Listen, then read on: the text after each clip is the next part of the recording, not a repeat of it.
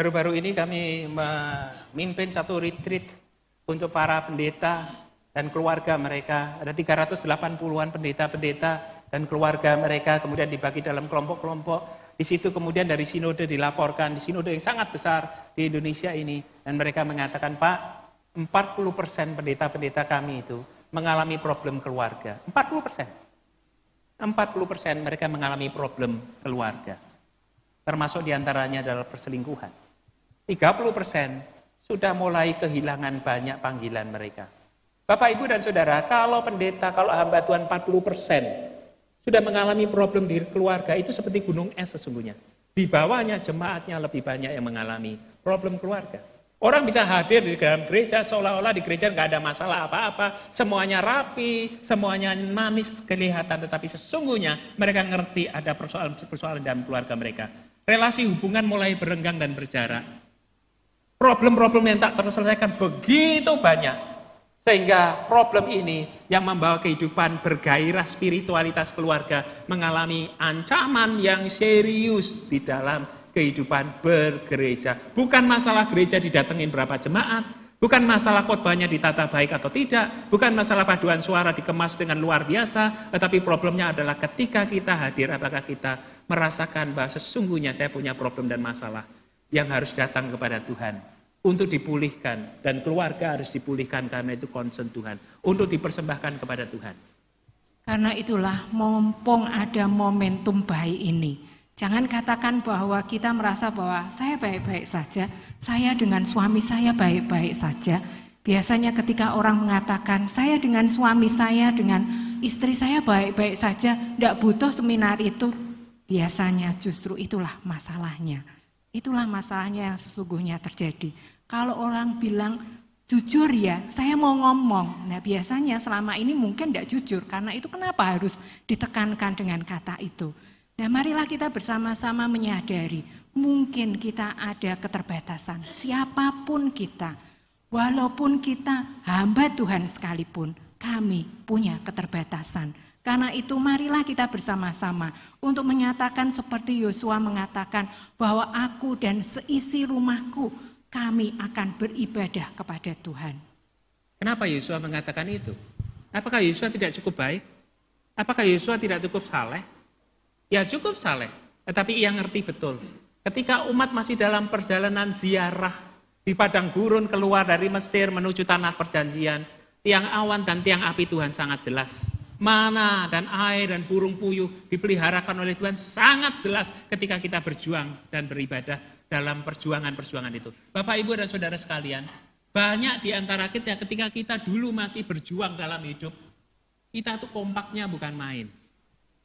Makan sepiring berdua, tidur pun di alas tikar tak apa. Ini lagu dangdut ya. Tetapi ketika semuanya sudah diberkati, rumah sudah punya, kendaraan sudah punya, kecukupan sudah dilimpahkan, kita malah meninggalkan Tuhan. Di kenyamanan itu, Yosua di tanah perjanjian itu, ketika sudah dibagi jatahnya, Yosua berdiri di hadapan umat.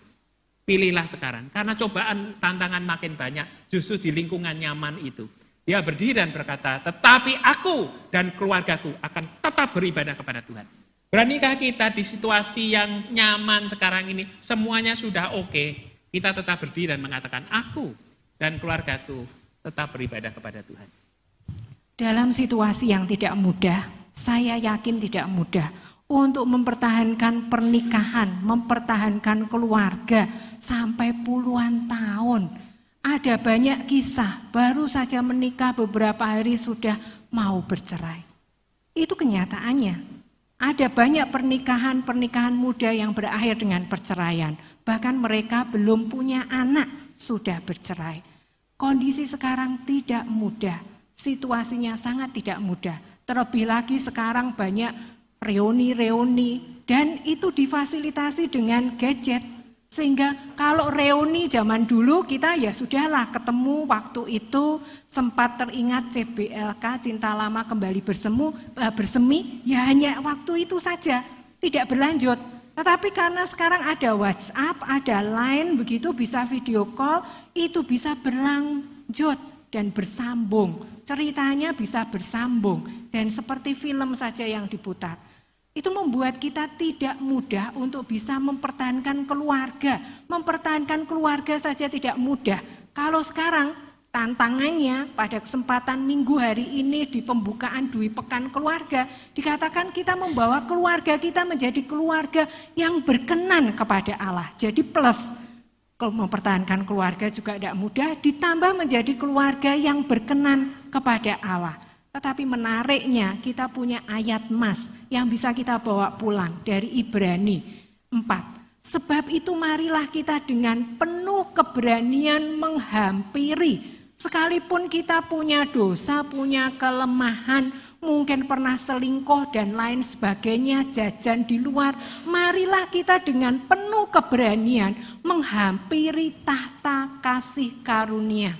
Supaya apa? Supaya kita menerima rahmat. Rahmat Allah itu yang kita perlukan. Supaya kita merasa bahwa diri kita diampuni dan menemukan kasih karunia. Untuk apa? Untuk mendapatkan pertolongan kita pada waktunya. Pernikahan Kristen bukanlah pernikahan yang hanya suami dan istri. Tetapi pernikahan Kristen adalah ada Tuhan di tengah-tengah kepribadian dua orang suami dan istri. Itu yang membuat apapun yang terjadi, kesalahan yang pernah terjadi, itu bisa dimungkinkan untuk mendapat pertolongan tepat pada waktunya. Masalahnya kita mau atau tidak mau. Masihkah kita ngomong soal ego kita sehingga kita tidak bisa mengampuni pasangan kita, ataukah kita mau menerima rahmat dan kasih karunia Tuhan untuk menerima pengampunan dan memaafkan pasangan kita yang sudah menyakiti hati kita. Perkawinan Kristen itu dirahmati Tuhan dengan tudung kekudusan. Dan tudung kekudusan itu tidak bisa dirobek dari luar. Tudung kekudusan itu panah api si jahat pun tidak bisa menembus ke dalam.